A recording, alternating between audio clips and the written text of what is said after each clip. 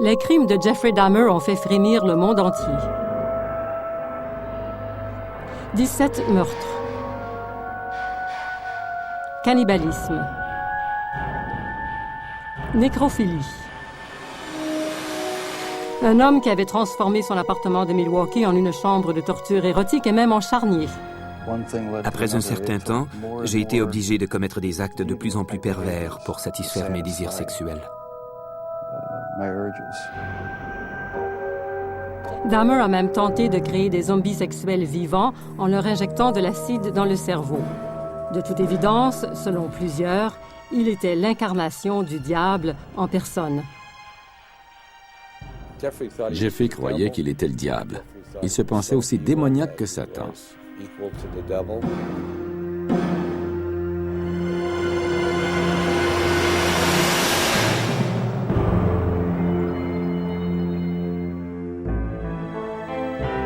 Jeffrey Dahmer, le premier enfant de Joyce et Lionel Dahmer, qui se sont mariés depuis moins d'1 an, vient au monde à Milwaukee, dans le Wisconsin, le 21 mai 1960.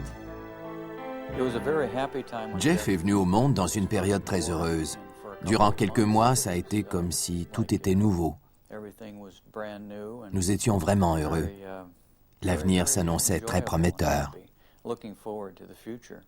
Alors que Lionel Dahmer poursuit ses études en chimie, le jeune Jeffrey devient un enfant brillant et très affectueux. Il était très exubérant. Il aimait lutter et il courait partout constamment. Il adorait faire des grimaces pour la caméra et il jouait souvent avec les autres enfants. Il était très sociable. Jeff est aussi un enfant très curieux. Il voulait toujours jouer avec toutes sortes de choses et sentir la texture des objets. Il semblait très éveillé à tout ce qui était autour de lui et il voulait comprendre ce qui se passait dans son environnement. À cette époque, Dahmer est fasciné par les animaux. Un jour, à l'âge de 4 ans, il observe son père ramasser les ossements de petits animaux morts sous la maison. Je récoltais les ossements et je les plaçais dans un seau de métal pour les réunir au même endroit. Ça produisait un bruit sinistre en tombant dans le seau. Jeff était fasciné par ce bruit. Il reprenait les os et les laissait tomber pour réentendre le son. Quand on y pense, ça peut sembler sinistre et insolite. C'était peut-être le début de quelque chose qui s'est produit dans son cerveau et qui se serait plus tard transformé en perversion. Mais pour moi, ce n'était que la curiosité naturelle d'un enfant. Lionel termine ses études, obtient un doctorat en chimie et déménage sa petite famille dans l'Ohio. Il changera encore 3 fois d'endroit avant de finalement s'établir sur un terrain boisé de 2 acres près de Bath, à 1 heure de route au sud de Cleveland. Et c'est là que Lionel remarque que Jeff n'est plus aussi sociable qu'avant. L'enfant est devenu timide et solitaire. En société, il était devenu maladroit. Il semblait toujours inconfortable.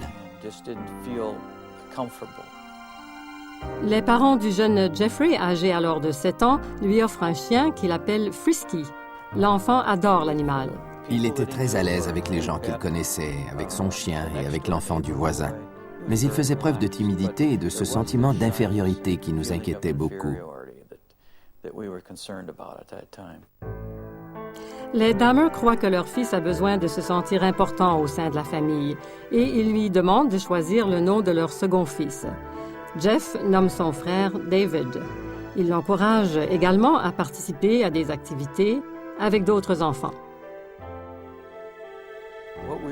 Nous voulions qu'il s'implique dans des activités qui pourraient l'amener à avoir des contacts avec d'autres gens et entretenir des rapports avec eux. Les fins de semaine, le père et le fils font du jardinage et ils élèvent des moutons pour participer à des compétitions de 4H. Pour commémorer ces journées de jardinage, Jeffrey donnera à son père une carte faite à la main et un poème. Il m'a dessiné mangeant un épi de maïs. Jeff a écrit « Les courges et les citrouilles ne peuvent pas se comparer à un père qui a les cheveux frisés. » Et il écrit « Ce poème est de Jeff et je t'aimerai jusqu'à la mort. » Lorsque Jeff a 10 ans, sa mère est hospitalisée à la suite d'une dépression nerveuse. Déjà, le mariage de ses parents montre des signes d'essoufflement. Pendant toute son adolescence, Jeffrey continue d'être fasciné par la nature et par les petits animaux. Mais il est très curieux et il veut savoir à quoi ressemblent leurs organes internes. Il utilise donc des animaux morts pour ses expériences. Il se promène sur les routes des environs avec un sac à ordures et il ramasse des carcasses d'animaux. Puis il ramène ses précieuses trouvailles chez lui et il procède à leur dissection dans le boisé situé derrière la maison. Je suis maintenant convaincu que ça a été le point tournant du début de sa descente aux enfers. Tout a commencé durant sa puberté. Lorsque les hormones font leur apparition au cours d'une situation du genre, ça peut être catastrophique. Il fouillait les entrailles de ses bêtes au moment où sa sexualité était en train de se développer. En pleine adolescence, Dahmer découvre que sexuellement, ses désirs sont orientés uniquement vers les hommes. Il les intègre à des fantasmes dans lesquels il s'imagine tuer et démembrer un homme. Ces fantasmes l'excitent, mais il doit évidemment les dissimuler.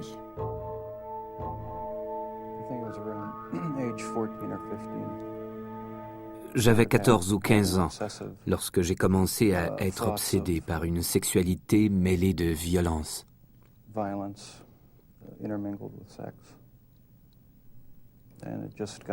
C'est devenu encore pire avec le temps. Mais je ne savais pas comment en parler et je gardais tout à l'intérieur. Parmi ses fantasmes, Dahmer rêve de s'allonger près d'un homme inconscient. Pour la première fois, il décide donc de passer à l'action. Il a un plan. Il va assommer un coureur du voisinage avec un bâton et il va s'allonger près de lui. Mais lorsque le jour J arrive, la victime présumée ne passe pas à l'endroit prévu. Dahmer ne tentera pas le coup une seconde fois. Lorsqu'il entre à l'école secondaire, il est traumatisé par ses fantasmes sexuels. Il commence alors à boire pour fuir la réalité. Le matin, en route vers l'école, il arrête régulièrement chez un ami pour se procurer de l'alcool.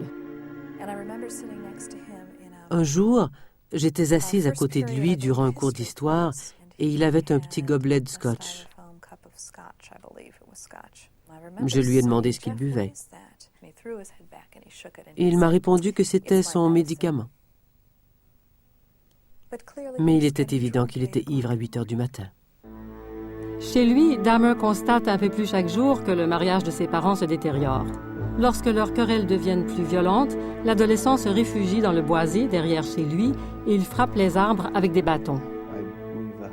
Je quittais la maison et j'allais me cacher dans la forêt. Je me demandais pourquoi leur relation était si difficile. Dahmer demeure distant. Il a peu d'intérêt et très peu d'amis, mais il semble avoir un certain sens de l'humour. Avec l'équipe de tennis de son école, il passe plus de temps à plaisanter qu'à jouer sérieusement. Mais la plupart du temps, les plaisanteries se font à ses dépens. Il devient le clown de la classe. Plus encore, lorsque quelqu'un fait une chose étrange, les étudiants disent qu'il a commis un Dahmer. On marchait dans un corridor et soudainement on entendait quelqu'un hurler à tue-tête à l'autre bout. C'était Jeffrey Dahmer. Il courait en hurlant et en battant des bras. Il criait « Exercice d'ouragan, tout le monde à l'abri ». Ses compagnons de classe lui donnent régulièrement de l'argent pour qu'il se produise en spectacle dans un centre commercial. Il y avait une femme qui donnait des échantillons de graines de tournesol. Jeff en a pris plusieurs et il semblait vraiment les apprécier. Comme d'habitude, il était très poli. Puis il s'est mis à cracher les graines un peu partout en criant très fort « Je suis allergique, je suis allergique !» Et il s'est sauvé en courant. Pendant la 3e année de son cours secondaire, Dahmer participe à un voyage à Washington, D.C. Soudainement, Jeffrey a dit « J'ai une idée, allons voir le vice-président ». Nous nous sommes mis à rire en lui expliquant que c'était impossible. Dahmer fait alors un appel dans une cabine téléphonique et il annonce aux autres que le vice-président Walter Mondale a accepté de les rencontrer dans 2 heures. Il leur avait expliqué que nous étions d'une école secondaire de l'Ohio, que nous étions là pour une semaine et que nous travaillions pour notre journal. Il leur a demandé si nous pouvions rencontrer quelqu'un du bureau du vice-président.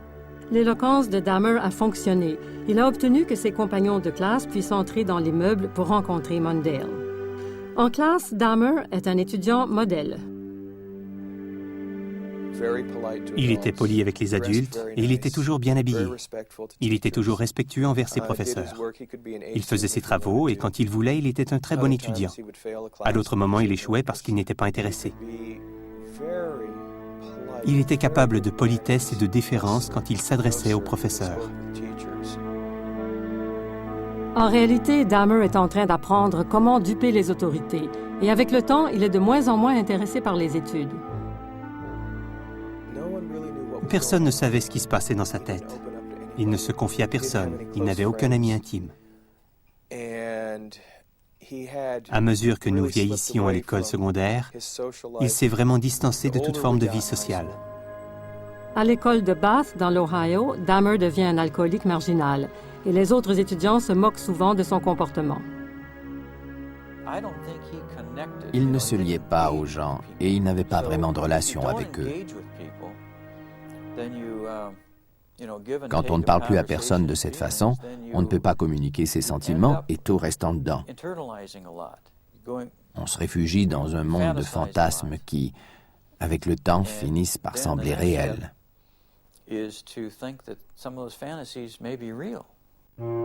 Jeffrey Dahmer en est rendu là. Il va bientôt obtenir son diplôme d'études secondaires et assassiner sa première victime. L'été 1978 s'annonce prometteur pour Jeffrey Dahmer, qui vient de recevoir son diplôme d'études secondaires. Pourtant, dès cette époque, sa vie commence à déraper. Après plusieurs années de querelles constantes, ses parents divorcent. Lionel, le père de Jeffrey, quitte la maison familiale de Bath pour aller s'installer dans un motel des environs. Il ignore que sa femme a quitté la maison elle aussi en emmenant David, son fils cadet, pour aller s'établir au Wisconsin. Jeffrey est maintenant seul dans la maison familiale. Jeffrey Dahmer a 18 ans et comme la plupart des adolescents, il se découvre des fantasmes sexuels de toutes sortes. Mais les siens sont beaucoup plus excessifs. Il rêve de tuer ses partenaires. La maison familiale qu'il habite seul est isolée. La situation est donc idéale pour réaliser ses fantasmes les plus audacieux. Quelques semaines après sa graduation, Dahmer rencontre un autostoppeur sur la route, un adolescent de 18 ans, Stephen Hicks. J'aurais dû continuer ma route, mais je ne l'ai pas fait. J'ai fait demi-tour et je l'ai fait monter dans la voiture. C'est là que le cauchemar a commencé à devenir une réalité.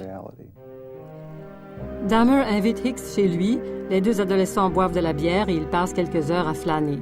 Puis Hicks décide qu'il est temps de partir, mais Dahmer ne veut pas rester seul. Il attaque Hicks et l'assomme avec une barre de fer. Puis, il l'étrangle.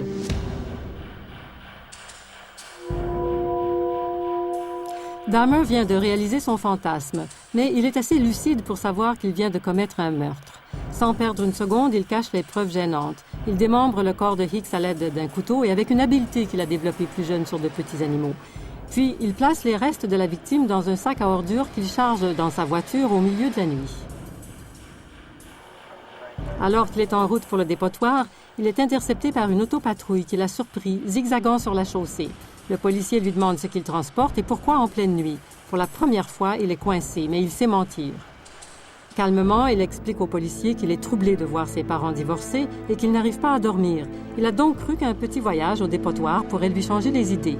Les policiers le laissent partir avec une simple contravention. Dahmer rentre chez lui, saisi de remords après le meurtre qu'il vient de commettre. Il cache les restes de Stephen Hicks sous la maison durant 2 semaines. Puis il les pulvérise avec une massue et il les éparpille dans les buissons derrière chez lui. Finalement, en août, son père décide de faire un saut à son ancien domicile.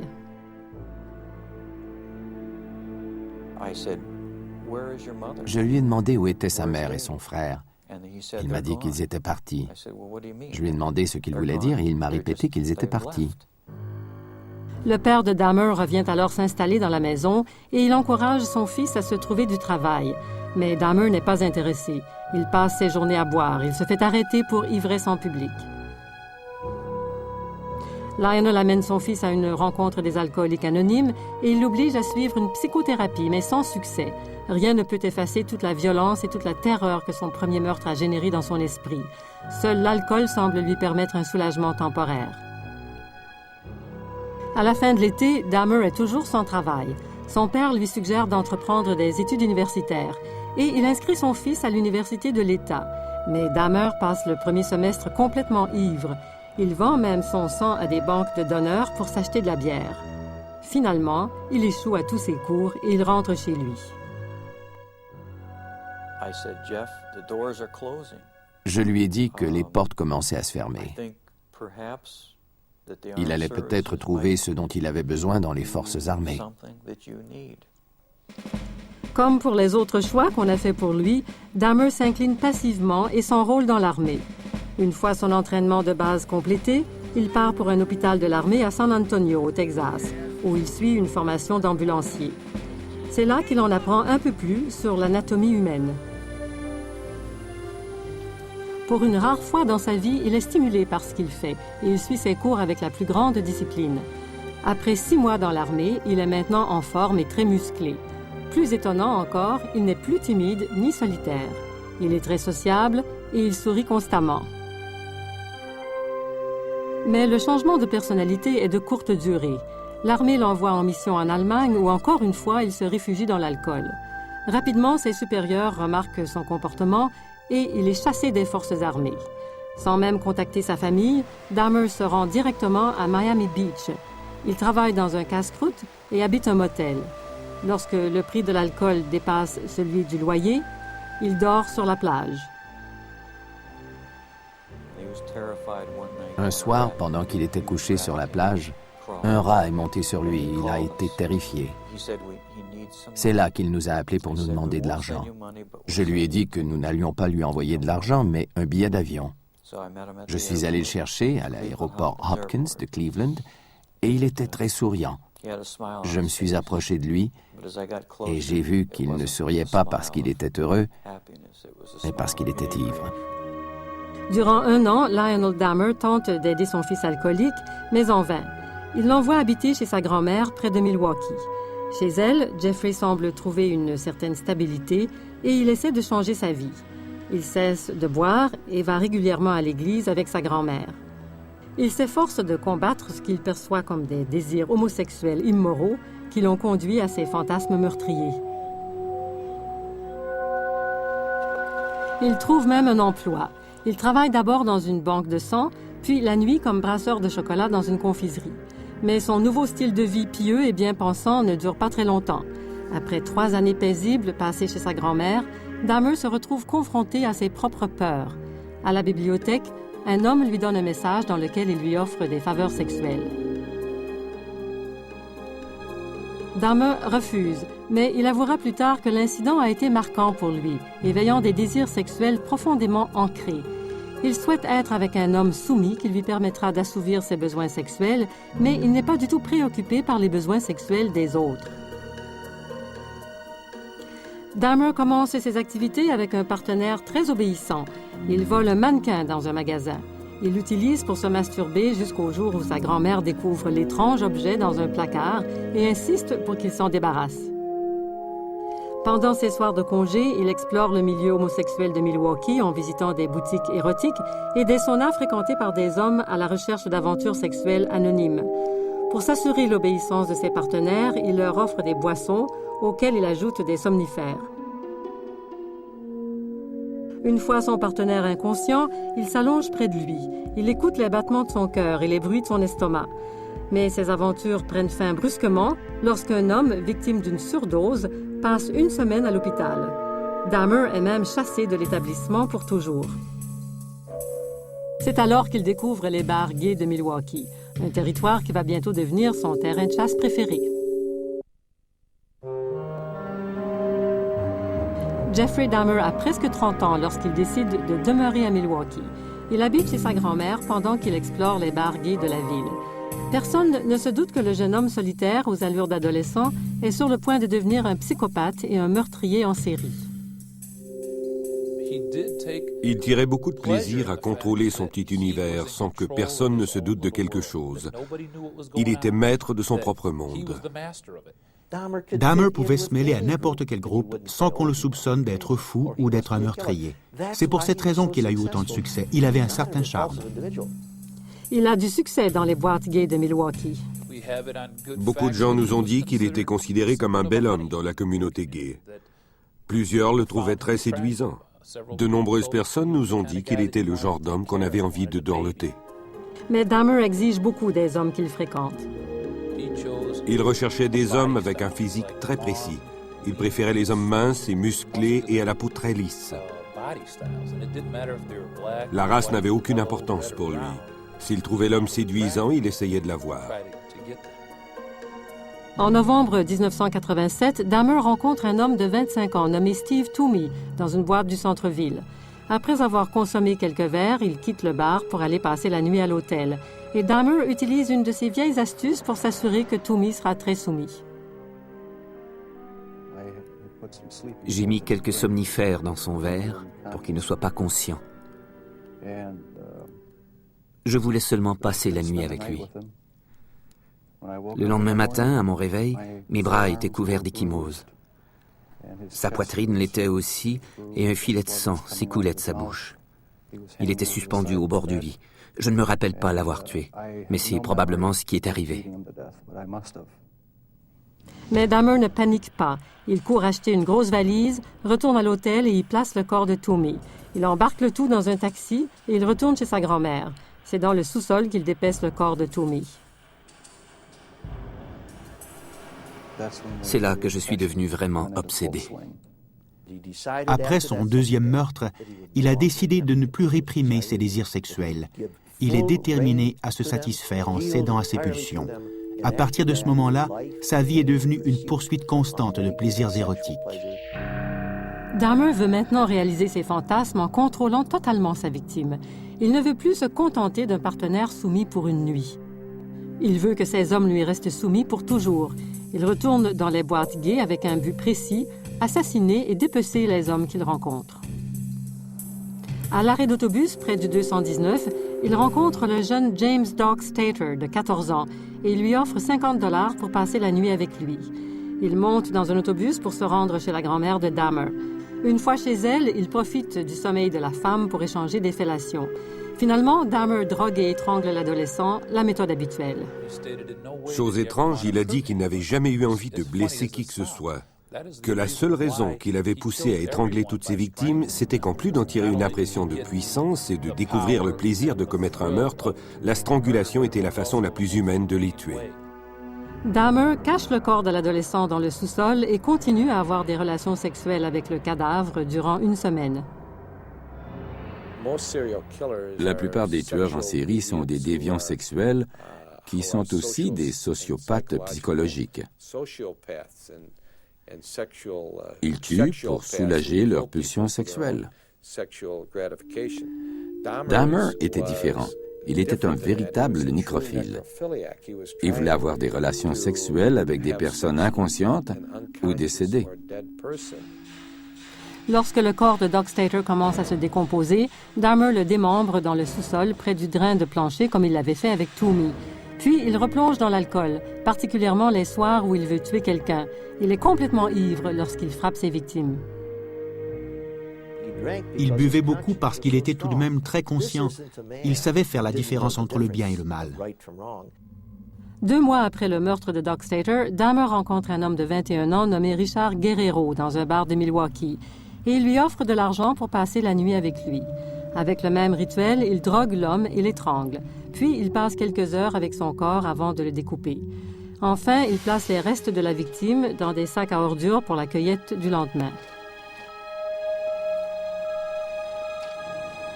L'été 1988, la grand-mère de Dahmer lui demande de quitter la maison.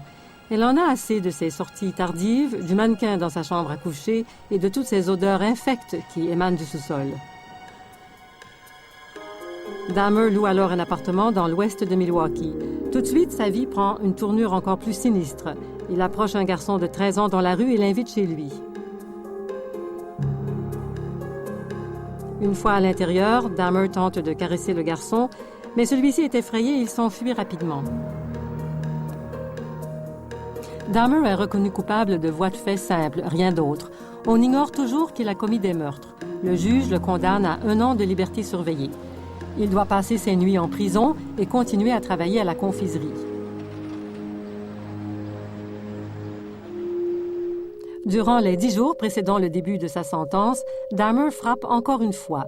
Il rencontre Anthony Sears, un homme de 26 ans, dans une boîte appelée La Cage, et il le tue. Puis il momifie la tête et les organes génitaux de Sears et les cache dans un casier à la confiserie. Lorsque Dahmer achève sa sentence, son père écrit au juge pour lui demander d'obliger son fils à faire une cure de désintoxication. Il écrit « Je suis très inquiet pour Jeffrey. J'ai peur de ce qu'il fera quand il retournera dans la rue. » Mais le juge ne fait rien et Dahmer est libéré 2 mois plus tôt que prévu. Il emménage alors dans un autre secteur pauvre de Milwaukee. Le prix des appartements Oxford est très abordable et l'endroit est tout près des boîtes gays. Seul, encore une fois, il peut maintenant se consacrer entièrement à ses appétits sexuels. Moins de 3 semaines après sa libération, il commence une odyssée meurtrière qui durera 1 an. 13 autres familles, la plupart de race noire, perdront un être cher qui disparaîtra. Les policiers déploieront toutes leurs ressources pour les retrouver.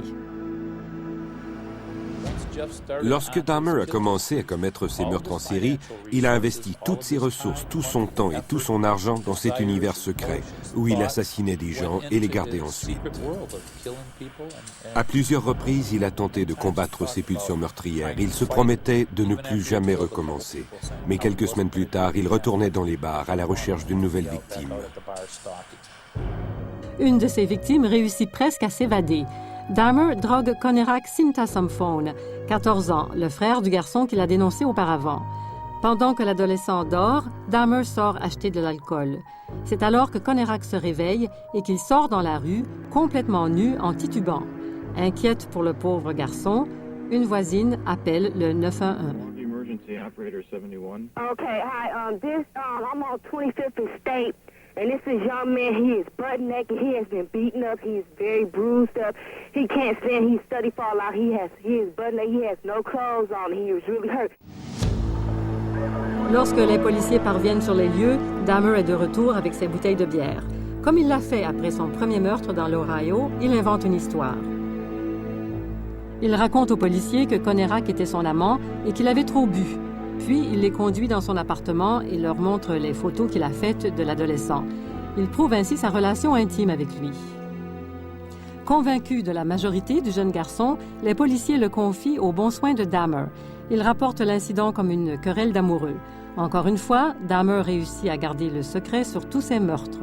Après le départ des policiers, il assassine le garçon.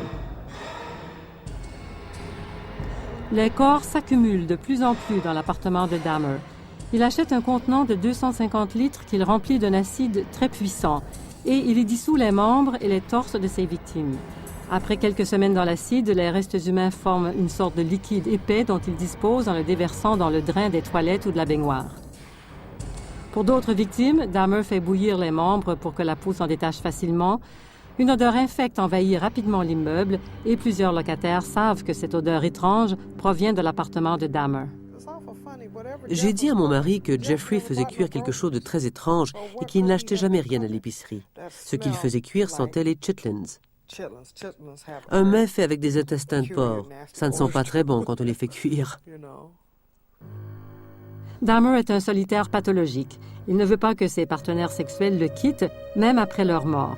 Il fait donc des photos d'eux pendant qu'il les débite et conserve certains de leurs membres. Après un certain temps, d'une chose à l'autre, j'ai été obligé de commettre des actes de plus en plus pervers pour satisfaire mes désirs sexuels. Dahmer dessine un plan et construit une sorte d'autel à l'aide des ossements et des crânes de ses victimes. Mais il continue à chercher le partenaire idéal, un homme totalement soumis, mais qui resterait en vie, non pas en décomposition. Alors qu'elles sont encore vivantes, Dahmer troue les crânes de certaines de ses victimes à l'aide d'une perceuse électrique. Puis il y verse de l'acide qui atteint leur cerveau. Il racontera plus tard qu'aucun de ces zombies sexuels expérimentaux n'a survécu plus d'une journée. Enfin, toujours pour garder ses victimes, Dahmer commence à manger leur chair. Ça me donnait l'impression qu'ils étaient en moi, de façon permanente. J'étais curieux de voir ce que ça ferait. Ça m'a vraiment donné le sentiment qu'ils faisaient partie de moi, et cela me donnait une certaine satisfaction sexuelle. Tout au long de sa série de meurtres, Dahmer semble absolument normal lorsqu'on le rencontre. Sur ce vidéo tournée chez sa grand-mère à l'Action de grâce, il discute calmement avec son père. Well, you're looking good. Grandma was saying that she thought that you got quite a bit thinner, but you look fit. I don't know.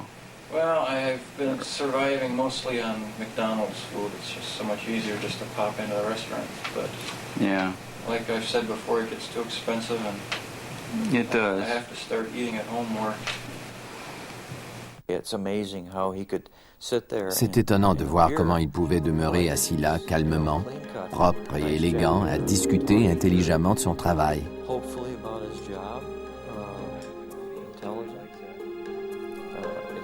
C'est fascinant de voir à quel point un être humain peut cacher des choses aux gens qui l'entourent. Mais même s'il est très prudent, Dahmer va bientôt être en panne de mensonges pour s'expliquer. En juillet 1991, la police de Milwaukee appréhende un meurtrier en série, un homme de 31 ans nommé Jeffrey Dahmer. Tracy Edwards, une de ses victimes, a réussi à échapper aux horreurs de l'appartement de Dahmer et a alerté les patrouilleurs du secteur. Dans l'appartement, les policiers découvrent 83 photos de cadavres à diverses étapes du dépeçage et il y a des choses encore plus horribles dans la cuisine. Il y avait 4 crânes encore en chair dans le frigo. Un des policiers a raconté qu'il a entendu hurler lorsqu'il a ouvert le frigo. Plus tard, il a réalisé que c'était lui qui avait crié en faisant la macabre trouvaille.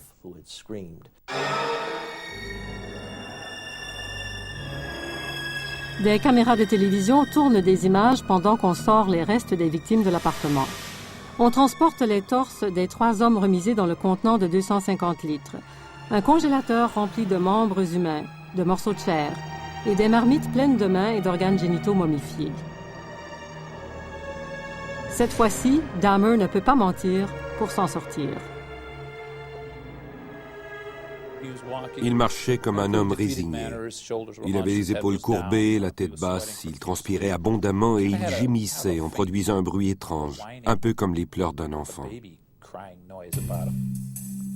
Au poste de police, les enquêteurs interrogent le suspect durant des heures. Au début, Dahmer blâme l'alcool en prétendant qu'on ne l'aurait jamais attrapé s'il n'avait pas été si ivre. Visiblement, il est effrayé.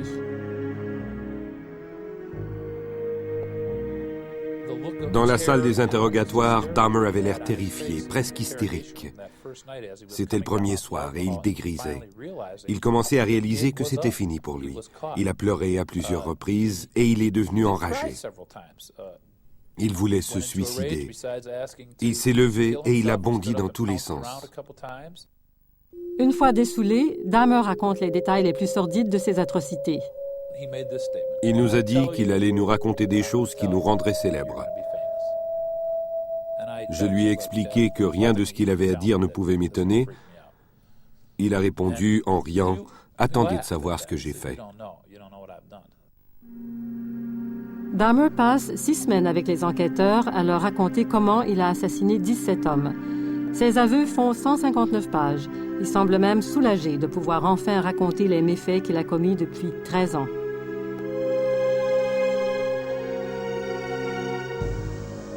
Après les aveux de Dahmer, les enquêteurs se rendent à la maison qu'il a habitée dans sa jeunesse à Bath, dans l'Ohio. Ils y retrouvent les os broyés de Stephen Hicks, la première victime de Dahmer. Le coroner du comté de Milwaukee essaie de faire le lien entre les crânes et les torses pendant que les policiers commencent à prévenir les familles des victimes. Dahmer plaide coupable en invoquant l'aliénation mentale. Le jury devra se pencher d'abord et avant tout sur son état psychologique. Nous étions certains qu'il allait plaider l'aliénation mentale. Il ne pouvait soutenir la légitime défense ni prétendre que ses corps n'étaient pas chez lui. La peine capitale n'existe pas dans le Wisconsin. Si le jury le déclare sain d'esprit, il devra passer le reste de sa vie en prison. Et si on le déclare fou, il sera emprisonné dans une institution psychiatrique. Mais Dahmer ne comprend toujours pas pourquoi il avait des fantasmes aussi meurtriers. Jeffrey croyait qu'il était le diable. Il se pensait aussi démoniaque que Satan. Il savait qu'il y avait quelque chose qui n'allait pas chez lui, mais il ne savait pas ce que c'était. Il n'a jamais cru être malade mental. En janvier 1992, l'homme qui se présente au palais de justice de Milwaukee semble normal. Puis l'enquêteur Dennis Murphy lit les aveux de Dahmer à la cour. He related this was a person he really liked. He indicated that he had filleted his heart and kept it in the freezer, and he also kept his bicep. He indicated that he had eaten the thigh muscle of this subject, but it was so tough he could hardly chew it. He then purchased a meat tenderizer and used it on the bicep. Lionel Dahmer, le père de Jeffrey, est dans la salle d'audience avec sa deuxième épouse et il n'en croit pas ses oreilles. Personne ne nous y avait préparé. Nous ne connaissions pas les détails de l'accusation. Ça me paraissait invraisemblable. Comment avait-il pu me cacher tout ça? Les crimes de Dahmer semblent prouver son aliénation mentale. Il n'y a pas d'autre façon d'expliquer les meurtres d'un homme qui avait des relations sexuelles avec des cadavres, qui les dépeçait, qui conservait les crânes et mangeait la chair pour assouvir son appétit sexuel. Mais la loi est très rigoureuse dans sa définition de l'aliénation mentale. Les avocats de Dahmer doivent prouver deux choses. Ils doivent démontrer qu'il souffre bien de maladie mentale et que cette maladie l'empêchait de faire la différence entre le bien et le mal. La négrophilie est le besoin pervers d'avoir des rapports sexuels avec des cadavres et elle constitue évidemment un désordre mental, mais légalement, elle ne prouve pas la déficience de l'individu. Il a raconté que ses désirs de nécrophilie étaient trop forts pour être contrôlés. Mais aux États-Unis, c'est un désordre qu'on ne peut invoquer pour sa défense, pas plus que les pédophiles ne peuvent prétendre qu'ils sont victimes du désir incontrôlable de coucher avec des enfants.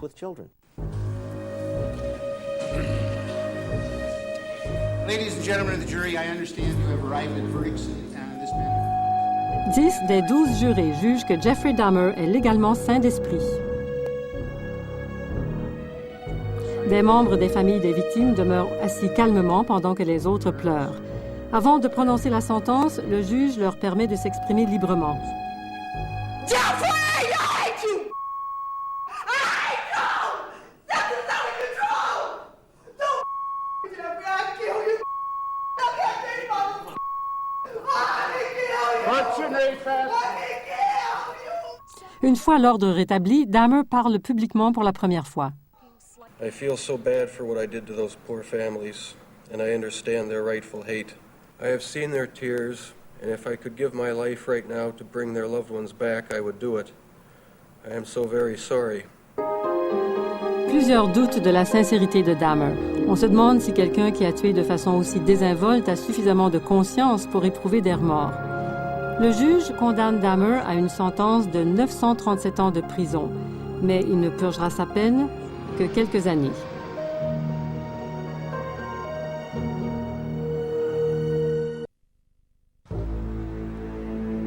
Jeffrey Dahmer est incarcéré à l'Institut correctionnel Columbia, à Portage, dans le Wisconsin. Le petit logement qu'il avait habité aux appartements Oxford à Milwaukee évoque des souvenirs très douloureux pour beaucoup de gens. On décide donc de le démolir en novembre 1992. Dahmer a maintenant 32 ans et dans sa cellule, la vie est un long examen de conscience. Il essaie de comprendre sa nature meurtrière tout en recherchant la miséricorde divine pour ses crimes. Enfant, et plus tard avec sa grand-mère, il a fréquenté l'Église, mais il a perdu ses valeurs spirituelles durant sa série de meurtres. Il croit maintenant que son athéisme et la théorie de l'évolution sont responsables de toutes ces atrocités. Il m'a dit, si tout a été créé de façon naturelle, nous n'avons pas besoin de Dieu. Je peux faire mes propres lois. Je n'appartiens à personne et je suis maître de ma destinée. Mais Dahmer demeure une contradiction. Il continue à prétendre que c'est le diable qui s'est emparé de son âme, mais il se demande maintenant ce qu'il deviendra quand il mourra. Il décide qu'il veut être baptisé. L'aumônier du pénitencier invite alors l'évangéliste Roy Ratcliffe à venir rencontrer Dahmer en avril 1994. Je l'ai trouvé affable et plutôt sympathique. J'ai eu l'impression de rencontrer un petit garçon qui vivait dans le corps d'un adulte. Il pouvait s'intéresser à toutes sortes de choses excitantes, un peu comme l'aurait fait un jeune garçon. Un mois plus tard, Dahmer est conduit au centre médical du pénitencier pour être baptisé dans un bain tourbillon. Dans les corridors, nous avons vu d'autres détenus qui allaient et venaient avec du matériel d'entretien. Ils ont reconnu Jeffrey Dahmer et ils l'ont salué de façon très amicale. Jeffrey leur répondait qu'il allait être baptisé et que c'était très excitant. Au pénitencier, Dahmer semble subir une remarquable transformation. Il posait beaucoup de questions. Il s'intéressait à toutes sortes de choses et il était très différent de l'adolescent que nous avions vu grandir. Il n'était pas du tout comme à la fin de ses études secondaires. Il voulait discuter et s'informer du bien-être de tout le monde. Il était plus ouvert, un peu comme s'il redevenait humain. Mais les fantasmes tordus et pervers continuent à hanter Dahmer. Ce sont des choses avec lesquelles je devrais vivre pour le reste de ma vie. J'aimerais pouvoir m'en débarrasser. Je voudrais trouver une façon de me défaire de ces idées compulsives. Dahmer est ramené à la réalité de ses crimes lorsque Teresa Smith vient le visiter. Il a assassiné son frère Eddie. La première chose qu'il a faite a été de s'excuser pour le meurtre de mon frère. Je lui ai demandé pourquoi il l'avait tué. Il m'a répondu que c'était parce qu'il avait aimé sa façon de danser. Il l'avait vu danser et il avait aimé son allure. Il avait été très attiré par lui. Il m'a dit qu'il l'avait étranglé et qu'il avait tenté une nouvelle expérience pour conserver son crâne et son corps, mais sans succès. Il a donc été obligé de se débarrasser de ses restes. Dahmer a passé toute sa vie adulte comme un prédateur. Mais ici, en prison, il devient la proie. Le meurtrier en série est maintenant la cible des autres détenus. En août 1994, un détenu l'attaque dans la chapelle du pénitencier avec un couteau de fortune et Dahmer survit. Mais le 29 novembre 1994, un autre, Christopher Scarver, qui prétend être le Christ, frappe Dahmer violemment avec une barre de fer trouvée dans le gymnase du pénitencier. Dahmer meurt durant son transport à l'hôpital. Parmi ses dernières volontés, Dahmer demande d'être incinéré. Ses cendres sont partagées entre son père et sa mère. Dans son testament, il a dit qu'il ne voulait pas de pierre tombale ou de cercueil. Il ne voulait pas de funérailles. Il voulait disparaître totalement. Mais les meurtres de Dahmer soulèvent des questions extrêmement troublantes qui n'ont pas encore trouvé de réponse. Dahmer reste un mystère que nous ne pourrions pas expliquer même s'il était encore vivant. Je ne sais pas si nous pourrons un jour expliquer son existence. Pour le moment, nous ne possédons que des hypothèses. C'est difficile quand on ne peut rien expliquer. Il y a évidemment eu des signaux, mais personne n'a su les reconnaître. Il a toujours bien protégé ses secrets.